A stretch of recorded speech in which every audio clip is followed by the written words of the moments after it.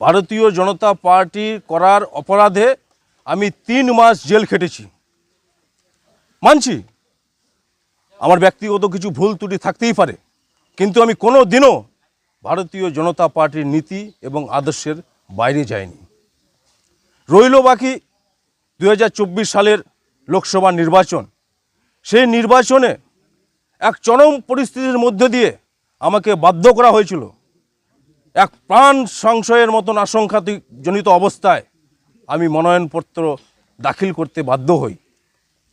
সেই মনোনয়নপত্র দাখিল করার পরে আমি দল এবং দলের প্রার্থীর বিরুদ্ধে কোনো কটু কথা কোনো জায়গাতেই আমি বলি নাই। তো এখন বর্তমানে এই 26শে বিধানসভা নির্বাচনে আমি জানতে চাই যে কার উঙ্গলি হিলনে আমাকে প্রার্থীর সাথে প্রচার পর্বে থেকে দূরে সরিয়ে রাখা হলো, কার নির্দেশে, এটা আমি জানতে চাই। সামনে তো বিধানসভা নির্বাচন, তাহলে যে আপনি যে মিটিং করতে বিজেপি সমর্থনে কি আপনি থাকবেন না? আমাকে বিজেপির যারা এই জেলার ঊর্ধ্বতন কর্তৃপক্ষ আছে তারা আসুক। আমি তো চাই, আমি তো বিজেপিরই কর্মী, আমাকে তো গুরুত্বই দেওয়া হচ্ছে না। তো বিজেপিকে পদত্যাগ করেছিলেন, আমরা দেখিয়েছিলাম খবরের মাধ্যমে। বিজেপিকে পদত্যাগ করেছিলাম অ্যাট আ টাইম, তারপরেও বিজেপির নীতি আদর্শ আমি ভুলতে পারিনি। বিজেপির রাজ্য নেতারা আমাকে আবার সেই ঘরের ছেলে আবার পুনরায় ঘরে ফিরিয়ে দিল। সেটা আপনারা প্রমাণিত আছেন যে 2021 নির্বাচনে শুভেন্দু অধিকারী, দেবশ্রী চৌধুরী এবং তৎকালীন আমাদের জেলা সভাপতি বিশ্বজিৎ লাহিড়ী ওনারা ছিলেন। আমাকে পরবর্তীতে আবার ভারতীয় জনতা পার্টির পতাকা হাতে ধরিয়ে আমাকে আবার প্রচার পর্বে নামিয়েছিলেন। 2024 সালে তো আপনি আবার এখান থেকে মানে প্রার্থীও হয়েছিলেন লোকসভা ভোটে। আমি তো বললাম যে 2024 সালে আমি এক চরম অস্থির পরিস্থিতির মধ্যে দিয়ে আমাকে প্রেসার ক্রিয়েট করে আমাকে বাধ্য করা হয়েছিল, না হলে আমার প্রাণ সংশয়ের আশঙ্কা ছিল। আমি আমার জায়গায় আপনারা কেউ যদি থাকতেন তাহলে কি করতেন? আচ্ছা রূপবাবু, আজকে আপনারা যে সভাটা এখানে করছেন সেখানে আপনার ব্যানার দেখলাম আমরা অবহেলিত বিজেপি। আমরা অবহেলিত বিজেপি। ব্যাপার হচ্ছে কালিয়াগঞ্জে গোটা রাজ্যে এই সময় বিধানসভা নির্বাচনে ডাউমা বেজে গেছে। এখানে প্রার্থী হচ্ছেন মহারাজ উৎপল মহারাজ। আপনাকে যদি বিজেপি দল না ডাকে তাহলে কি আপনি বিজেপির সমর্থন করবে নাকি বিজেপির বিরুদ্ধে আপনি প্রচার করবেন? সেটা 2 তারিখে প্রকাশ করব। এই প্রশ্নের উত্তর 2 তারিখে দিব। কিন্তু আপনি তো এখন যে সভাটা করছেন সেখানে বিজেপির ব্যানারেই তো সভাটা। হ্যাঁ, আমরা বিজেপি এখনো পর্যন্ত আমরা বিজেপি কর্মী, বিজেপির অবহেলিত কর্মী, বিজেপির অবহেলিত কর্মী। আমরা এখন পর্যন্ত বিজেপির অবহেলিত, আমরা এখনো পর্যন্ত জানি না যে আমাদের অবস্থানটা কোন জায়গায়। আমরা প্রার্থীকে স্বেচ্ছায় মেনে নিয়ে যে প্রার্থী হয়েছেন রামদূত, তাকে এখান থেকে জিতিয়ে আমরা আমাদের এখানকার মানুষ যারা ভূমিপুত্র তাদের ন্যায্য অধিকারের আদায়ের লক্ষ্যে আমরা বিধানসভাতে পাঠাইতে চাই। এখানে যে বিজেপির প্রার্থী হচ্ছে সে আপনাদের মতে কেমন মানুষ? ভালো মানুষ, আমরা স্বীকার করেছি, আমরা মেনে নিয়েছি।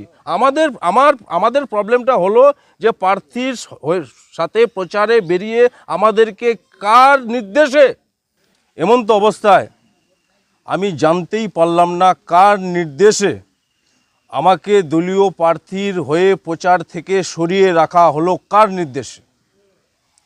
মানে অন্য কোনো ব্যানারে অর্থাৎ ভূমি রক্ষা কমিটিতেও আপনাকে ব্যানারে দেখা একটা সামাজিক সংগঠন, একটা লিডার, সামাজিক সংগঠন একটা কেন 10টা সামাজিক সংগঠন থাকতে পারে। সামাজিক ব্যানার আলাদা আর রাজনৈতিক ব্যানার আলাদা। ভারতীয় জনতা পার্টি একটা রাজনৈতিক দল, ভূমিপুত্র একটা সামাজিক সংগঠন। আপনি অবহেলিত বিজেপি এতে মনে করছেন না বিরোধী দলগুলি সুবিধা পাবে বলে মনে করছেন? বিরোধী দল এখানে আছে, ভারতীয় জনতা পার্টির বিরোধী দল বলে আছে তো মনে হয় না। সেটা আমাদের রাজ্য জেলা নেতারা ওনাদের এই জিনিসটা বোঝা উচিত।